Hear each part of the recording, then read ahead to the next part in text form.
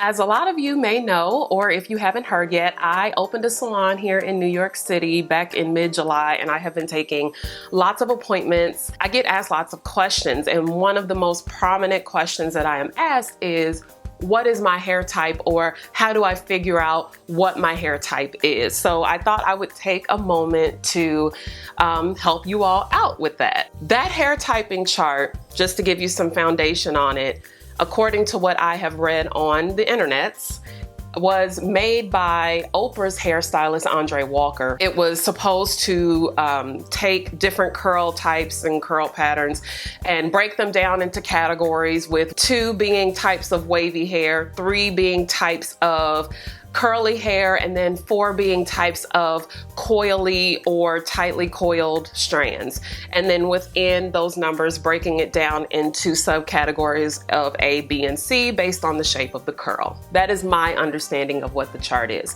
Now, if you look on naturallycurly.com site, and then other sites too, that's just the one where I know for sure that it is.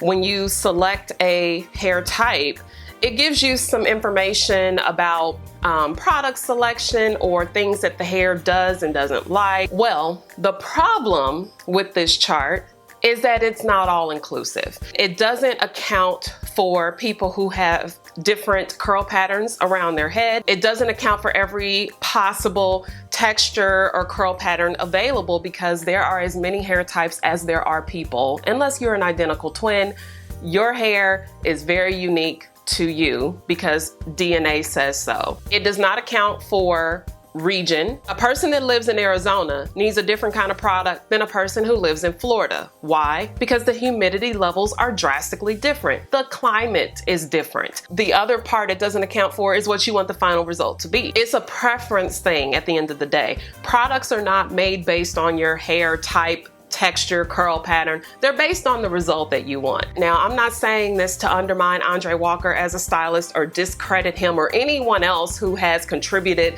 to putting the chart together. I'm not even saying it's wrong.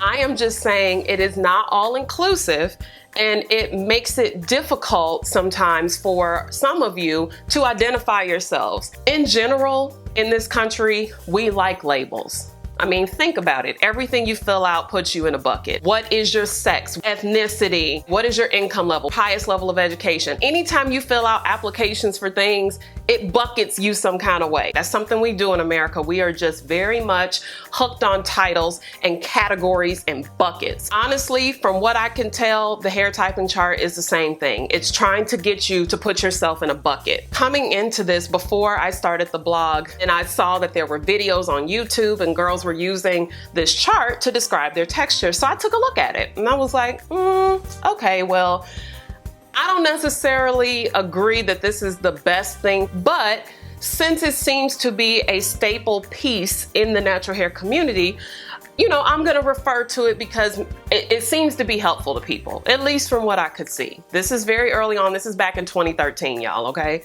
So I'm using the hair chart in videos. I'm identifying my different models and even myself with, you know, a letter number designation based on the curl chart. Fast forward to now, all the months that I took clients at Aveda, and now the clients that I'm taking in my salon, comments and questions that I'm getting from you all beneath videos and different social posts. What I have figured out is that in a lot of ways, this hair typing chart is frustrating a lot of you more than it's actually helping you. If you are feeling like the hair chart has made your life easier, fine, I'm not talking to you. You can, you know, get a snack or something. But for those of you who have been struggling with this chart because you can't figure out what bucket to put yourself in, I would like to help you address that here. The information that I am sharing with you, I am pulling directly from my Milady's Cosmetology book. Texture is referring to the thickness or the diameter of an individual strand of hair. You can have coarse strands, you can have medium strands, or you can have fine strands. The word coarse is usually used wrong. I see a lot of people say my hair is coarse when they may not actually have coarse strands. Coarse means that the diameter of your strand is large. So the word coarse has nothing to do with how something feels to the touch. It's just a description of the diameter of the strand. Next is wave pattern. You can have a wave pattern of straight, wavy, curly, or extremely curly. Extremely curly would be what we would call coily. Any wave pattern that you have is a result of genetics, DNA. You can have different wave patterns around your head. Anybody can have any type of wave pattern. It has nothing to really do with your ethnicity. It just depends on your DNA. The next factor in the structure of hair is density. Density is the measure of how many strands are packed into a square inch of scalp. You can have low, medium, or high density.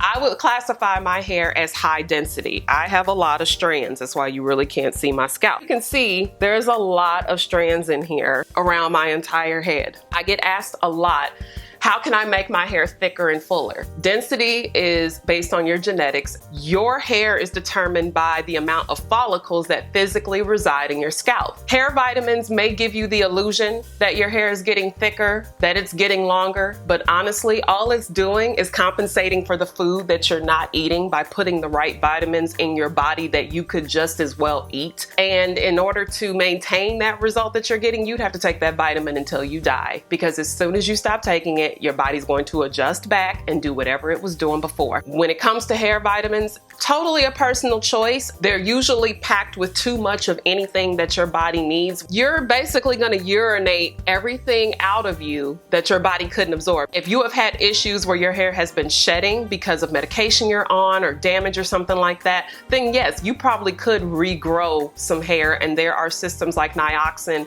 that are out on the market that help you do that. You could also discuss with your doctors some different options that are available to you. But if you've never had thick, really dense hair, you're not gonna randomly just have it now. Might be time to just woosah and let it go. The next factor in the structure of hair is your porosity. Porosity is the measure of how your hair will absorb water or moisture. You can have basically three types of porosity: low, medium, or high. If you have low porosity hair, your hair is considered to be hydrophobic, meaning it is resistant to absorbing water. If your hair is in the middle or average porosity, that's considered like the normal, like the baseline.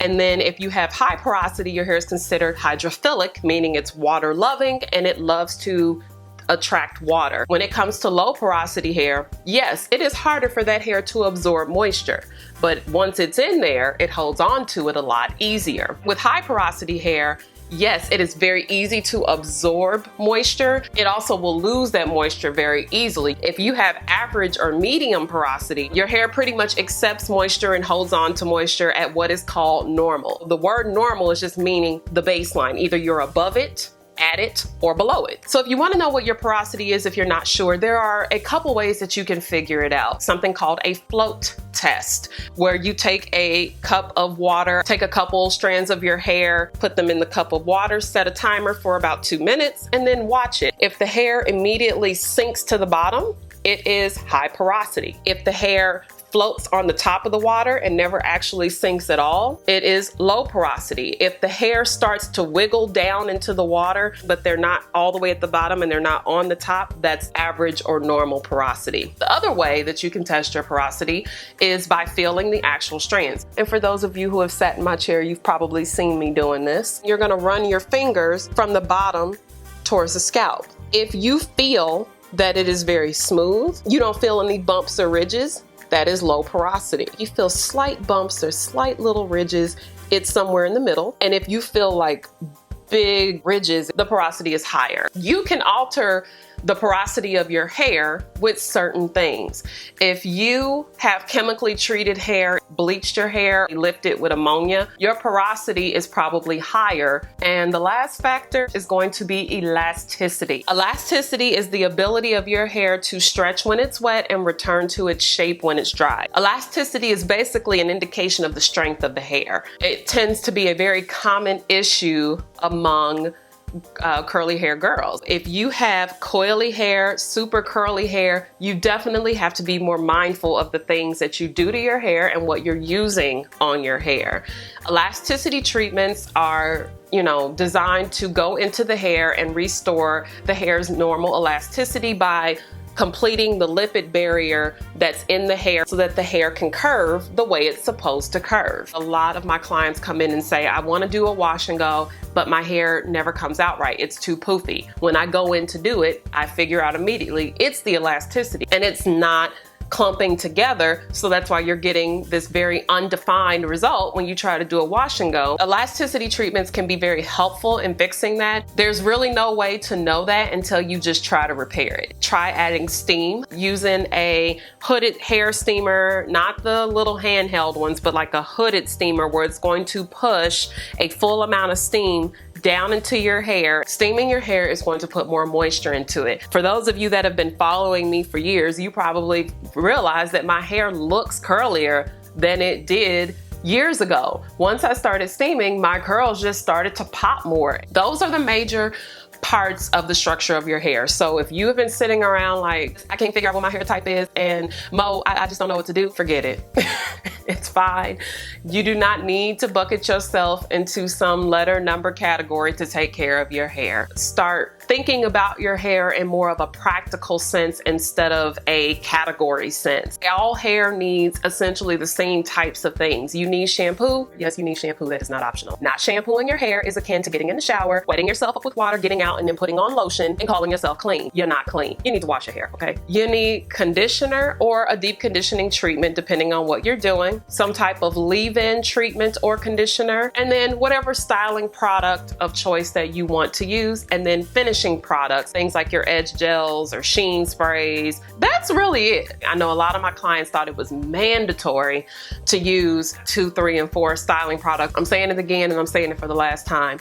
Please do not get hung up in that hair typing chart. Please stop asking me what your hair type is because I'm gonna refer you back to this video anyway. And if you are just deadlocked stuck and you just can't figure anything out, I do hair consultations via Skype. If you're asking me questions and comments and you're not getting an answer, either one, I don't know what you're trying to say, or two, it's impossible for me to answer you without seeing you and asking you some qualifying questions. It's kind of like asking someone to diagnose an illness for you over the phone. The doctor's office is gonna tell your butt to make an appointment because they don't know what's wrong with you over the phone. It's not guaranteed that it's going to make everything in your life perfect and peachy, but for those of you that have a lot of questions and you feel like you're just, hitting the wall on a lot of stuff, that could be a solution for you. So hopefully this video was helpful to you, and I will see you guys next time.